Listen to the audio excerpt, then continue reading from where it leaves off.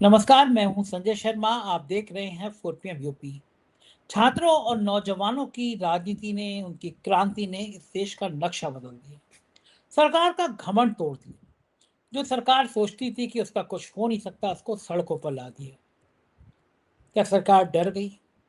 नौजवानों की क्रांति अभी और क्या कहने वाली है? तमाम बातें अभय दुबे जी से की है मैंने। रोचक बातचीत है, लेके चलता हूँ सीधा अभय दुबे जी के पास। 4PM न्यूज नेटवर्क में बहुत बहुत स्वागत है आपका अभय दुबे जी। ये चीज है तो गलत, लेकिन हो रही है। गोदी मीडिया के एक नहीं, कई पत्रकार छात्रों के, जनता के, नौजवानों के गुस्से का शिकार हो गए। टाइम्स नाउ के पत्रकार के कपड़े फाड़ दिए गए। GTV, NDTV के भी पत्रकारों को निशाना बनाया गया। NDTV की साख होती थी, लेकिन अडानी जी के चैनल खरीदने के बाद उनके पत्रकारों को भी निशाना बनाया जा रहा है। गोदी मीडिया से तो गुस्सा था ही था, लेकिन बिहार में भाजपा के विधायक को दौड़ा दिया लोगों ने, भीड़ घेर लिया। पीटो पीटो किसी तरह विधायक जी वहां से निकले। अखिलेश यादव को जो रौद्र रूप पार्लियामेंट में आज दिखाई दिया, उसकी किसी ने कल्पना नहीं करी थी। वो तेवर थे अखिलेश यादव के कि सब भौचक्के रह गए। आंदोलन बड़ा होता जा रहा है, विकराल होता जा रहा है। मुंबई में जब मैं बैठा हुआ हूँ, वहां भी 1 घंटे पहले जबरदस्त प्रदर्शन हुआ है। देश के अलग अलग जगह से, कई राज्यों में प्रदर्शन की खबर आ रही है। मुझे लग रहा है भैया, चाहे कांग्रेस हो, चाहे सपा हो, चाहे आम आदमी पार्टी हो, वामचुक हो, कांग्रेस पार्टी हो, इनके हाथ से निकल गया। अब ये जनता का आंदोलन बन गया। लेकिन इस आंदोलन का भविष्य आप क्या देखते हैं? क्या ये आंदोलन चलेगा, खत्म हो जाएगा? क्या लगता है आपको? देखिए, आंदोलन दो जगहों पर चलता है। एक तो सड़कों पर चलता है और लोगों के दिमाग में चलता है, मन में चलता है आंदोलन। जब लोगों के मन आंदोलित होते हैं, तभी सड़क पे आंदोलन शुरू होता है। मेरा मानना है कि ये आंदोलन दोनों जगह पे हो रहा है। सड़क पे आज दिखाई पड़ रहा है, हो सकता है कल ना दिखाई पड़े, उतार चढ़ाव आते रहते हैं। लेकिन फिर अगर लोगों के मन में जीवित रहा आंदोलन, मन लोगों के आंदोलित रहे, तो फिर से ये सड़क पे आएगा। देखिए, अब इसमें कुछ बातें बिल्कुल स्पष्ट हो गई हैं। आज सोनम वांगचुक ने अस्पताल से एक पत्र लिखा है, कल दूसरा पत्र लिखा था, वो उस पत्र की भी बात नहीं कर रहा हूं। आज उन्होंने, कल तो हाथ से हस्तलिखित पत्र था, आज टाइप किया हुआ पत्र सोनम वांगचुक ने लिखा है। वो पत्र तब लिखा है जब उनसे मिलने के लिए जितेंद्र सिंह और जगत प्रकाश नड्डा अस्पताल गए सोनम वांगचुक से। तो वो पत्र दरअसल उनको संबोधित है, dear Nadda ji and dear Jitendra ji को संबोधित है पत्र। उस पत्र में सोनम वांगचुक ये कह रहे हैं कि मैं चाहता हूं कि आप लोग हमें ये आश्वासन दें। सुनिए, मैं अंग्रेजी पत्र है, मैं हिंदी करके बता रहा हूं उसकी। मैं चाहता हूं कि आप लोग मुझे ये आश्वासन दें कि संसद में इन प्रश्नों के ऊपर विचार होगा और ऑनरेबल शिक्षा मंत्री, मान्यवर शिक्षा मंत्री श्री धर्मेंद्र प्रधान के इस्तीफे पर आप विचार करेंगे। You will consider the resignation of honourable education minister Dharmendra Pradhan. अच्छा, अब आप सोचिए, जिस आंदोलन की मांग ये थी कि धर्मेंद्र प्रधान इस्तीफा दें, उस आंदोलन का जो चेहरा बन गए सोनम वांगचुक अपने अनशन के कारण, वो ये कह रहे हैं कि आप इनके इस्तीफे की मांग पर विचार करें। इसका क्या मतलब हुआ? क्या ये यू टर्न नहीं है? विचार करने का मतलब, हमें हमें किसी चीज पे विचार करने का अधिकार दिया जाता है, विचार करने का हमसे निवेदन किया जाता है, तो हमारा ये अधिकार बन जाता है कि हम विचार करें उसका, और हम जिस वक्त हम चाहें तो उसको मान लें, ना चाहें तो ना माने। ये तो एक सुझाव है ना कि आप विचार करें इसके ऊपर। ये मांग नहीं है। मांग और सुझाव में अंतर होता है। अगर कोई व्यक्ति हमें सुझाव देता है तो हम उस सुझाव से बंधे हुए नहीं है उसको मानने के लिए। लेकिन अगर हमसे मांग की जाती है, तब हम या तो मांग को खारिज करते हैं या मांग को स्वीकार करते हैं। अब ये सोनम वांगचुक ने आज ये पत्र जारी किया है। आप जरा सोचिए इस बात को। मैं शुरू से जो बातें कह रहा था आपके सामने हैं, जो लोगों को खराब लग रही हैं, मेरे कुछ मित्रों को भी खराब लग रही हैं, लेकिन दरअसल लोग हकीकत को हकीकत को स्वीकार करने से, उसका साक्षात्कार करने से डरते हैं। सबको एक क्विक फिक्स चाहिए, सबको चाहिए मोदी सरकार को हिला देने वाली कोई चीज एक मिल जाए तो हम जरा उसको अप्लाई कर दें और मोदी सरकार हिल जाए, हम बल्ले बल्ले हमारी होती हुई हम घर चले जाएं। ऐसे नहीं होता है। राजनीति बहुत पेचीदा होती है। अब देखिए ना कि सोनम वांगचुक ये लिख रहे हैं, नहीं, जिस आदमी ने धरना शुरू किया, अनशन शुरू किया धर्मेंद्र प्रधान की मांग के इस्तीफे की मांग से, वो आदमी कह रहा है कि आप इस्तीफे के ऊपर विचार कर लीजिए। इसका क्या मतलब हुआ? इसीलिए मैं कह रहा हूं कि ये लोग जो कि आंदोलन का नेतृत्व करने का दावा कर रहे थे, वो लोग दरअसल आंदोलन से पीछे हटने की जुगाड़ में हैं। और मैं फिर भी ये नहीं कह रहा हूं कि मैं फिर भी उनको ये श्रेय दूंगा कि उनकी वजह से जो भी उनके मन में इरादे रहे हों, मैं हर एक इरादे के बारे में हम लोग नहीं जान सकते। उनकी वजह से एक आंदोलन हुआ, लोग कनॉट प्लेस पहुंचे, बड़े पैमाने पर जंतर मंतर पहुंचे और रेल भवन तक नारे लगाते हुए पहुंच गए। विपक्ष के नेता को भी निकल कर आए विपक्ष के नेता, उन्होंने प्रधानमंत्री के दफ्तर के सामने धरना देकर ऐतिहासिक काम किया। आज राहुल गांधी ने एक प्रेस कॉन्फ्रेंस की, इस प्रेस कॉन्फ्रेंस में राहुल गांधी ने स्पष्ट रूप से कहा कि धर्मेंद्र प्रधान का इस्तीफा होना चाहिए क्योंकि वो पेपर लीक के प्रतीक बन गए हैं।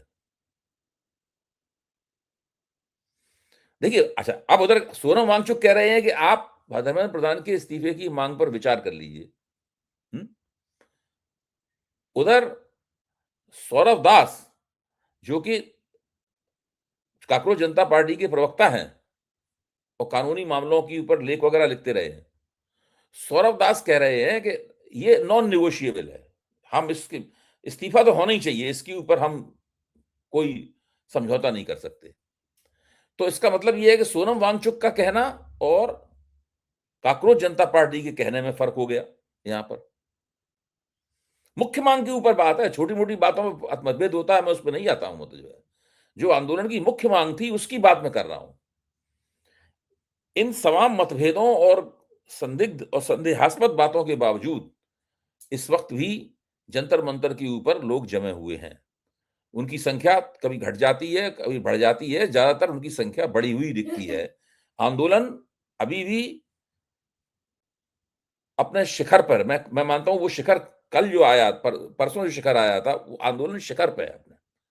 बहुत जबरदस्त रूप से लोग आंदोलित हैं, देश की जनता आंदोलित है। लोग जो आंदोलन में बच्चे निकल के नहीं आए, घरों पर रहे, उनके मन में भी बहुत बेचैनियां हैं। और ये पूरी तरीके से मैं मानता हूं सोशल मीडिया की तरफ से देश के लोकतंत्र के सामने पेश किया जाने वाला पहला आंदोलन है। ये सोशल मीडिया के गर्भ से निकला है।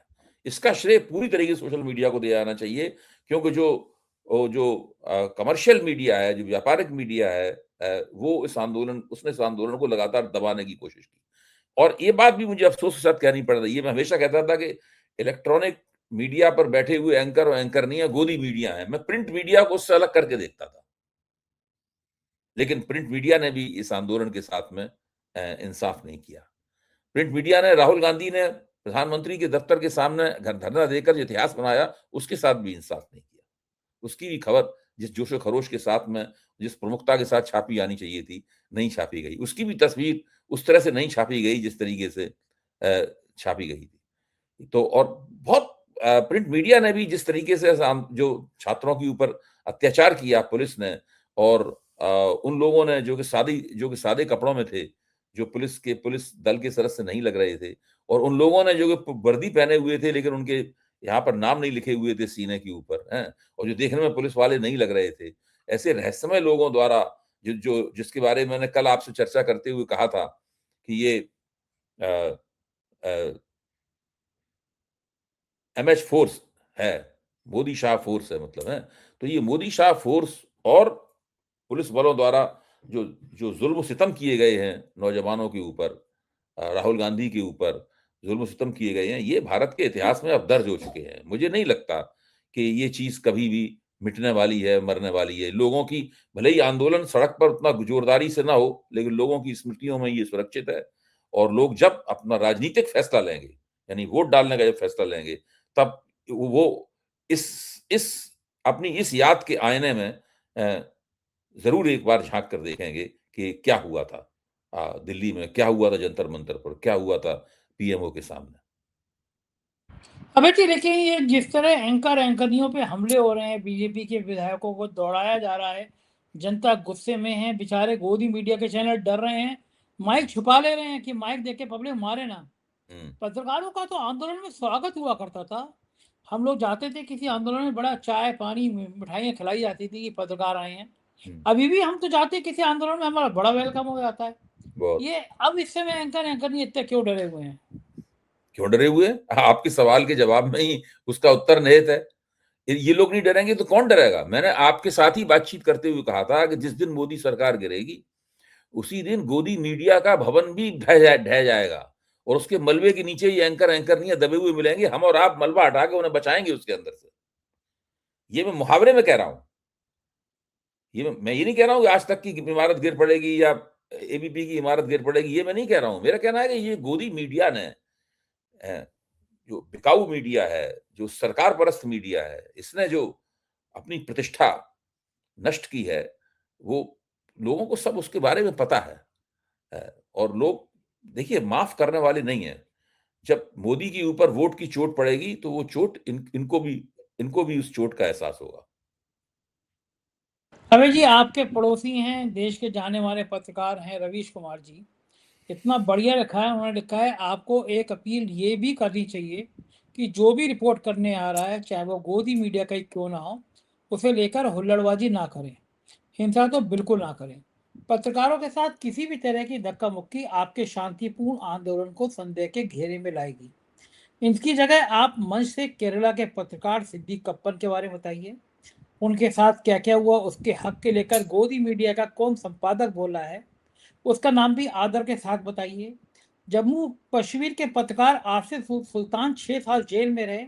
एक पत्रकार को आतंक के चार्ज में जेल में भेज दिया गया। 2 साल बाद कोर्ट ने कहा इनके खिलाफ कोई मामला ही नहीं बनता, तब भी वो जेल में रहे।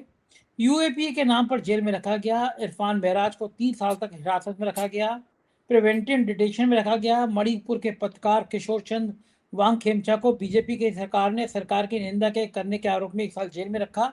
क्या ये सब हिंसा नहीं है? और इस हिंसा के खिलाफ कब गोदी मीडिया खड़ा हुआ? इस गोदी मीडिया ने रिया चक्रवर्ती के साथ क्या किया, ये सब भी मंच से बताइए। गोदी मीडिया की कहानी लोगों को बताइए कि ना कि उनके साथ धक्का मुक्की करें। रिया चक्रवर्ती के कवरेज को आप सभी युवाओं को अध्ययन करना चाहिए। पता चलेगा कि गोदी मीडिया के बाद भी जनता जिंदा है। इतना शानदार लिखा है रवीश ने कि धक्का मुक्की करने की जगह बड़ी सभ्यता से इनका मुंह काला करो, बताओ कि तुम्हारी हैसियत क्या है, तुम्हारी औकात क्या है, तुमने देश में किया क्या। देखिए, मैं रवीश की इन बातों से पूरी तरह सहमत हूं। किसी भी पत्रकार के साथ में हिंसा नहीं करनी चाहिए। इनमें से कई पत्रकार ऐसे हैं जो किसी जमाने में उन्होंने अच्छा काम भी किया था। मैं उनको जानता हूं, मैं उन सबको जानता हूं। बाद में किस तरीके से ये बदले, 2014 में नरेंद्र मोदी सत्ता में आते हैं, उसके बाद में वो मीडिया स्पेस को कैप्चर करने की योजना बनाते हैं। 2-3 साल तक ये योजना परवान नहीं चढ़ती, लेकिन उसके बाद फिर वो धीरे धीरे करके मीडिया स्पेस पे पूरा अपना शिकंजा जमा लेते हैं। और मीडिया के मालिक, पत्रकार, ये सब मिले, मतलब इनको एक रूप में देखना चाहिए। जो केवल एंकरिंग कर रहा है या जो केवल रिपोर्टिंग कर रहा है, वो केवल अकेला अपराधी नहीं है। दरअसल ये अपराधियों का संयुक्त परिवार है। इसके अंदर मालिक लोग भी मौजूद हैं, जिन्होंने उसमें पूंजी लगा रखी है, वो भी मौजूद हैं। और पीएमओ के वो लोग भी मौजूद हैं जो इनको अपने प्यादे की तरह इस्तेमाल कर रहे हैं। ये पूरा का पूरा एक गिरोह है जिसने भारतीय पत्रकारिता का जुलूस निकाल दिया है पूरी तरीके से। लेकिन इसके बावजूद भी मैं रवीश की इस बात से पूरी तरह सहमत हूं कि किसी पत्रकार के साथ कोई धक्का मुक्की न की जाए, गाली गलौज न की जाए, उनके साथ किसी किस्म की हिंसा न की जाए, उन्हें आईना दिखाया जाए। मैं इससे भी सहमत हूं। किस तरह से इस देश में तकलीफ उठाने वाले, अभिव्यक्ति की स्वतंत्रता के लिए अपना सब कुछ कुर्बान कर देने वाले पत्रकारों की एक महान परंपरा रही है, ये आईना उन्हें दिखाया जाए, इसमें कोई शक नहीं। लेकिन देश इतना बड़ा है, लोगों के मन में बहुत गुस्सा है, इसलिए हो सकता है कि कुछ लोग रवीश की बात को, हमारी बात को मानते हुए भी अपने गुस्से पे काबू ना पा पाए और वो कुछ पत्रकारों के साथ बदसलूकी कर दें। लेकिन मैं फिर भी यही कहूंगा कि रवीश के सुझाव पर सबको अमल करना चाहिए। पत्रकारों के साथ बदसलूकी ना की जाए, लेकिन उनको आईना जरूर दिखाया जाए। आईना किस तरह दिखाया जाए, गोदी मीडिया को कैसे बताया जाए? क्या ये आईना पर्याप्त नहीं है कि डर गए हैं, सड़क पे जा नहीं रहे हैं, गोदी हवा मीडिया खराब हो को गई? आईना दिखाने का संजय जी सबसे बढ़िया तरीका यह है कि भारतीय जनता पार्टी को जम के चुनाव में हराया जाए। इसके अलावा आप चाहें कि केवल उनको ये बता देना कि किन पत्रकारों को जेल हुई है, क्या हुई है, इससे उनको कोई शर्म आएगी या वो कुछ आएगी, या वो आप बच्चों के सिर फूट गए हैं, उन्हें कांटे कीले लगे हुए डंडों से मारा गया, उनकी तस्वीर दिखा के आप समझते हैं कि उन लोगों का दिल मरमाहत हो जाएगा? हैं, और वो अपने अपने रवैये पे दोबारा गौर करेंगे और वो पत्रकारिता करने लगेंगे जो हम चाहते हैं कि वो करें? नहीं, ऐसा नहीं होगा। जिस दिन ये सरकार हारेगी, जिस दिन ये सरकार हारेगी और बुरी तरीके से हारेगी, उस दिन इन लोगों को असली आईना दिखाई पड़ेगा। इसलिए इन लोगों को आईना दिखाने का सबसे अच्छा तरीका ये है कि लोग अपनी मतदान प्राथमिकताओं पर पुनर्विचार करें। भारतीय जनता पार्टी ने जो एक छल प्रपंच की दुनिया बना रखी है, झूठे नैरेटिव्स की दुनिया बना रखी है, इसको पूरी तरीके से नष्ट-भ्रष्ट कर दें और सब लोग जम के इस सरकार के खिलाफ वोट करें, जो हमारे लोकतंत्र को पूरी तरह विकृत कर चुकी है। बिल्कुल ठीक कह रहे हैं। और जेपी नड्डा कह रहे हैं, राजनाथ सिंह कह रहे हैं, भाई छात्रों के मुद्दे पे राजनीति मत करिए, इनको राजनीति नजर आ रही है। जिस समय लाठियां मार रहे थे नौजवानों को तब राजनीति नहीं थी, जिस समय आंसू गैस के गोले छोड़े जा रहे थे तब राजनीति नहीं थी, और अब इनको ये राजनीति नजर आ रही है। मतलब साफ है, मतलब जाहिर है कि एक बड़ा आंदोलन जब खड़ा हो गया तो इनको लग रहा है कि राजनीति हो रही है। लेकिन अभय जी, ये इनको समझ आना चाहिए, जब सरकार हिल गई तो सरकार की चूलें हिल गई, तो कह रहे हैं कि छात्रों के मुद्दे पे राजनीति नहीं करना चाहिए। क्या करना चाहिए? ताली बजानी चाहिए कि आपने छात्र को पीट दिया, ताली बजानी चाहिए, नौजवानों को जब लाठी मार दी। जैसे ही कैसे जैसे ही बेशर्म नेता है ये। जैसे ही लोग सत्ता में आते हैं, सबसे पहले वो किसी विपक्ष की राजनीति को, जो है ना, विपक्ष की किसी भी कार्रवाई कहते हैं कि आप राजनीति कर रहे हैं, तो राजनीति करना इन लोगों के लिए बुरा हो जाता है। और इस मामले में बीजेपी की तो बात बहुत जबरदस्त है। बीजेपी ने राम जन्मभूमि आंदोलन चलाया, राष्ट्रीय स्वयंसेवक संघ, बीजेपी, विश्व हिंदू परिषद वगैरह सबने मिलकर सारे देश के अंदर दंगे फसाद किए। उत्तर प्रदेश में कार सेवकों ने हमला बोल दिया। उस वक्त संविधान सम्मत चुनी हुई मुलायम सिंह यादव की सरकार थी वहां पर, उस हमला बोल दिया। वो राजनीति नहीं थी। उत्तर प्रदेश के जो मुख्यमंत्री थे बाद में बने कल्याण सिंह, उन कल्याण सिंह ने सुप्रीम कोर्ट को हलफनामा दिया था, उस हलफनामे का भी उन्होंने पालन नहीं किया और बाबरी मस्जिद को गिरने से वो नहीं रोक पाए। वो राजनीति नहीं थी। जब सुप्रीम कोर्ट ने कल्याण सिंह को 1 दिन की सजा दी, 1 दिन की प्रतीकात्मक सजा दी, तो कल्याण सिंह ने क्या बयान दिया कि मैं रामलला के हित में हम कोई भी सजा भोगने के लिए तैयार है। वो राजनीति नहीं थी। आज ये लोग छत पर खड़े होकर लोगों से कहते हैं कि संविधान सम्मत चुनी हुई सरकार के खिलाफ आंदोलन करना उचित नहीं है। तब ये क्या कर रहे थे? ये लोग सब इस देश का सबसे ज्यादा हिंसक अराजक आंदोलन चला रहे थे, इस देश को बांटने वाला आंदोलन चला रहे थे। तब ये राजनीति नहीं कर रहे थे। तो इनकी ये बातें जो हैं, अब किसी पर इन बातों का असर नहीं होता। वक्त पूरी तरीके से बदल चुका है। अब ये 2014 नहीं है, ये 2019 भी नहीं है। मैं ये कहूंगा कि 2024 भी नहीं है, क्योंकि अब इनका जो हश्र होने वाला है वो 2024 से भी ज्यादा बुरा होगा। ये बड़ी गंभीर बात आप कह रहे हैं कि इनका हश्र जो है 2024 से ज्यादा बुरा होगा। तो फिर क्या करेंगे सुधीर चौधरी, क्या करेंगी अंजना ओम कश्यप? उसी मलबे के नीचे दब जाएंगे जो गोदी मीडिया का भवन गिरेगा। जब मैं कह तो रहा हूं कि ये सब लोग जिनके आपने नाम लिए हैं, इसमें और बहुत से नाम जोड़ दीजिए, मैं नाम नहीं लेना चाहता। नाविका कुमार। तो जब गोदी मीडिया का भवन गिरेगा, गोदी मीडिया का वो भवन जिसको सरकार ने कैप्चर इसको कर लिया है, वो जब गिरेगा तो इनके मालिक भी उसके नीचे दबे होंगे, ये लोग भी उसके नीचे दबे होंगे। हम ही लोग उनको उस मलबे को हटा के इनको उसमें से निकालेंगे। इनके कपड़े झाड़ेंगे, पहुंचेंगे, इनके जख्मों पर मरहम लगाएंगे और कहेंगे कि भाई अब आप जो पत्रकारिता मोदी ने आपको जो कैप्चर कर दिया था उससे पहले करते थे, वो पत्रकारिता करो। बिल्कुल लग तो आसार कुछ ऐसे ही रहा है। लेकिन एक चीज बड़ी खराब हो रही है, आम आदमी पार्टी और कांग्रेस इस प्रदर्शन को लेकर बड़ा लड़ रहे हैं। दोनों एक दूसरे पे आरोप लगा रहे हैं, तुमने कैप्चर कर लिया, तुमने कैप्चर कर लिया। आंदोलन किसी और का लड़ रहे हैं दोनों। कल भी आपने सवाल पूछा था, सवाल पूछने काबिल है, और भी इस तरह की आपको आपसी झगड़े मिल सकते हैं। लेकिन मुझे लगता है कि इस वक्त हालात इस तरह के जो चुनावी स्वार्थ के कारण जो आपस में विवाद होता है, इससे परे चले गए हैं।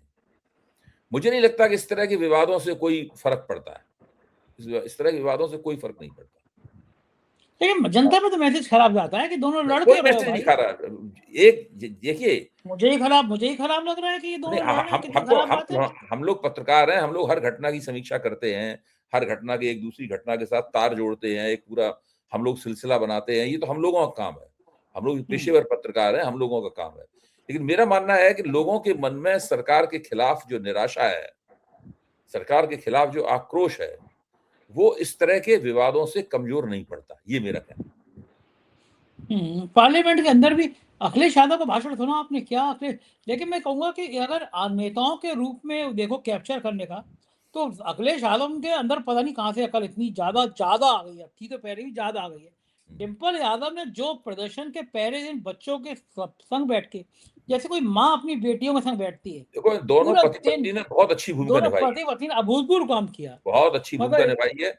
वो जब जंतर मंतर पे गई और काकरोच जनता पार्टी के धरने के साथ जुड़ी वहां पे जाकर, अखिलेश यादव जिस तरीके से पीएमओ के लोक कल्याण मार्ग पे पहुंचे, राहुल गांधी का उन्होंने साथ दिया, गिरफ्तारी दी अपनी, और संसद में आज जिस तरीके से बोले, वो इस बात का सबूत है कि ये लोग राजनीति के उस बेहतर मुकाम पर खड़े हुए हैं जिस मुकाम पर इन्हें खड़े देखने की हमें उम्मीद थी। मैं इसके लिए ये दोनों बधाई के पात्र हैं, बहुत अच्छी राजनीति कर रहे हैं, बहुत सकारात्मक राजनीति कर रहे हैं। मैं समझता हूं कि इससे उनको बहुत लाभ होगा, और अभी अभी 2027 में जब उत्तर प्रदेश का चुनाव होगा तो इन सब कामों के फायदे अखिलेश यादव को प्राप्त होंगे। अच्छा, देखिए, मैं आज तक चैनल देख रहा था, मैं देश का सबसे बड़ा तेज चैनल कहता है। दिन भर खबरें चल रही हैं कि एडिशनल सीपी को थप्पड़ मारने वाले कौन, हिंसा करने वाले नौजवान कौन। ये नहीं पूछ रहा कि वो महिलाओं के पीछे से डंडा यूं करने वाले पुलिस वाले कौन, सादा कर दी में पुलिस वाले जो पीट रहे थे वो कौन, नेम प्लेट कहाँ थी वो कौन। इतने पूछने में छींकियां आ रही हैं लोगों की, इतनी शर्म नहीं आ रही। नहीं, इनके असल में रिपोर्टर को, ये आज जो तक वाले को भी पीट दिया गया, मतलब लगभग पीट सा गया, तब भी बेशर्मों को शर्म नहीं आ रही। ये देखिए, आज तक में जो दिखाया जा रहा है और दूसरे चैनलों पर जो दिखाया जा रहा है, इन सब बातों का इन लोगों को कभी ना कभी जवाब देना पड़ेगा। ये देखिए, कोई क्षण ऐसा आता है जब लोगों को जवाब देना पड़ता है। ये लोग खुद को कटघरे में खड़ा कर रहे हैं, इन्होंने अपने कामों से खुद को कटघरे में खड़ा कर दिया है। भारतीय पत्रकारिता के इतिहास में इनका नाम काले अक्षरों में लिखा जाएगा, और इनसे कभी ना कभी जवाबदेही होगी इनकी, और इनको जवाब देना पड़ेगा। बहुत अफसोस होता है देख के कि हमारे जो मित्र हैं, हमारे सहयोगी हैं, हमारे जो परिचित हैं, जिनके साथ कभी हम उठते बैठते थे, वो लोग इस तरह की पत्रकारिता कर रहे हैं। बहुत अफसोस की बात है। अच्छा भाई जी, एक लास्ट क्वेश्चन, ये आंदोलन चलेगा या अब नहीं चल पाएगा? जिस तरह से कभी मेट्रो के गेट बंद कर दिए जा रहे हैं, रास्ते बंद कर दिए जा रहे हैं, कितने दिन आंदोलन चल पाएगा? देखिए, अगर हम ये चाहते हैं कि आंदोलन हरदम सड़कों पर इसी तरह नारे लगाते हुए लोग घूमते रहें, इसी तरीके से हंगामा होता रहे, इसी तरीके से धरने होते रहें, प्रदर्शन होते रहें, तो मुझे लगता है कि हम थोड़ा सा आंदोलन का जो यथार्थ होता है उससे वाकिफ नहीं है। अभी आंदोलन अपने उफान पर है, लेकिन ये उफान जानते, उफान जब आता है फिर उफान नीचे भी जाता है। अगर उफनता ही रहेगा तो दूध ही खत्म हो जाएगा। तो ये अभी आंदोलन नीचे जाएगा, सड़कों पर इस तरीके के नजारे हम लोगों को नहीं दिखाई पड़ेंगे, लेकिन ये लोगों के, मैं बार बार कहता हूं, लोगों के दिमाग में लगातार ये आंदोलन मौजूद रहेगा। लोगों के दिमाग आंदोलित हो गए हैं, इसलिए दोबारा फिर किसी ट्रिगर पॉइंट पे दोबारा फिर से ही सड़कों पे आएगा, और ये उस वक्त तक सड़कों पर आता रहेगा बार बार जब तक कि भारतीय जनता पार्टी का पत्ता नहीं साफ हो जाता। बिल्कुल ठीक कह रहे हैं, ये होगा। बहुत बहुत शुक्रिया अभय जी, आपने मुझे समय दिया, बातचीत की, थैंक यू। ये थे अभय द्विवेदी जी, और तार्किक तरीके से अपनी बात कह रहे थे। इस देश के नौजवान अगर लाठी खा रहे हैं, देश के नौजवानों पर अगर वो आंसू गैस के गोले छोड़े जा रहे हैं, पूरा देश का नौजवान छात्र सड़कों पर है, तो ये सरकार को समझ लेना चाहिए कि अब उसकी विदाई की वेला आ गई। मेरे ज्योतिषी हैं राजीव नारायण शर्मा जी, उन्होंने तो 6 महीने पहले कह दिया था कि जुलाई के महीने में बहुत जबरदस्त विपरीत योग बन रहा है इस सरकार का। आपको क्या लगता है मुझे जरूर बताइएगा। एक मेरी प्यार भरी मांग है आपसे, यूट्यूब पे जाइए, यूट्यूब खोलिए, जस्ट संजय मेरा ब्लॉगिंग का चैनल आएगा, इस चैनल को सब्सक्राइब करिएगा, देखिएगा, बताइएगा चैनल कैसा है, आपका अपना है या नहीं। शुक्रिया, थैंक यू।